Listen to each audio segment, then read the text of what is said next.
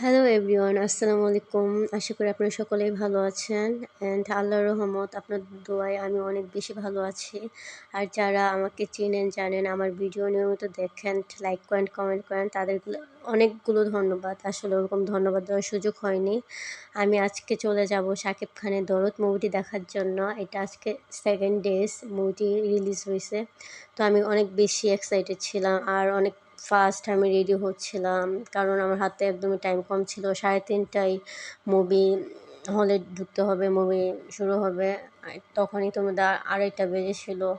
So অনেক তাড়াহুড়ো করে রেডি হওয়ার পরে এরকম আমরা চলে যাচ্ছিলাম রিক্সা করে।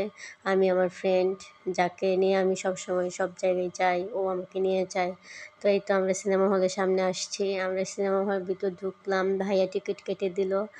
এই তো আমরা ভিডিও করতেছিলাম, টিকিটটা শাকিব খানকে দেখালাম যে তোমার মুভি দেখতে আসছি আমরা, এইভাবে ভিডিও বানাচ্ছিলাম। আর হচ্ছে এই তো সকালের শো শেষ হয়ে গেল, মানুষগুলো বের হচ্ছিল, অনেক লোকজনই হয়েছে। তো আমরাও দেরি না করে আমাদের মুভি দেখার জন্য আমরা চলে গেলাম আমাদের সিনেমা হলে। কী যে ভালো লাগতেছিল, মানে শাকিব খানের এখন মোটামুটি ভালোই ফ্যান আমরা। আসলে প্রিয়তমার পর থেকে শাকিব খানের মুভি খুবই ভালো লাগে, যে কেন জানি এখন দেখি আমরা।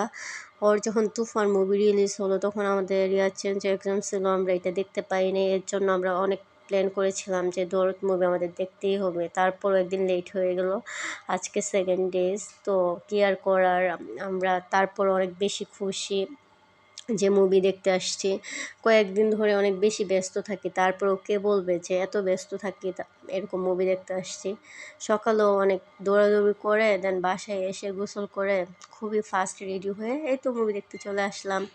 আর আমি এত বেশি এক্সাইটেড ছিলাম, বলতেছিলাম এই মুভি শুরু হয় না কেন। আর গান বাজতেছিল, তো মানে এই তালে তাল মেলাচ্ছিলাম শাকিব খানের গানের, আগেরকার গান। যাই হোক, মজা লাগতেছিল। এরকম ভিডিও ক্লিপ নিচ্ছিলাম আর অনেক বেশি ঢং করতেছিলাম আর কি। শাকিব খান ভালো, ওর ছবিগুলো এখন অনেক বেশি সুন্দর হয়। ওনাকে নিয়ে কিছু বলবো না। এই তো এখন মুভি শুরু হবে, লাইট সব অফ করে দিচ্ছে, আমরা এখন মুভি দেখব। এই তো মুভি স্টার্ট হলো এখন। শাকিব খানের নামটা আমি ভিডিও করলাম, আর আমি একটু ভিডিও করব, বেশি ভিডিও করি নাই, কারণ বেশি ভিডিও করলে তো মুভির স্বাদ নষ্ট হয়ে যাবে, মুভির টুইস্ট চলে যাবে, তাই না? আর মুভিটা মানে প্রথম যে দেখছে আমি 2 ঘন্টা কিছুই বুঝি নাই, খালি টুইস্ট, খালি টুইস্ট, খালি টুইস্ট। আমি বলি কী রে, আন্দাজে এত টুইস্ট কি লিগা, মানে মজাই বুঝতেছিলাম না মুভির, মানে এরকম মানে কিছু বুঝতেছিলাম না কি হইতেছে এগুলা।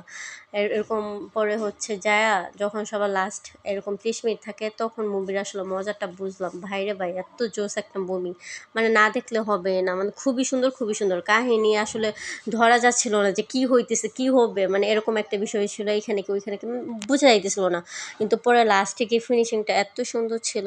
হ্যাঁ, এই তো আমার ভিডিও অনেক দূর চলে গেছে।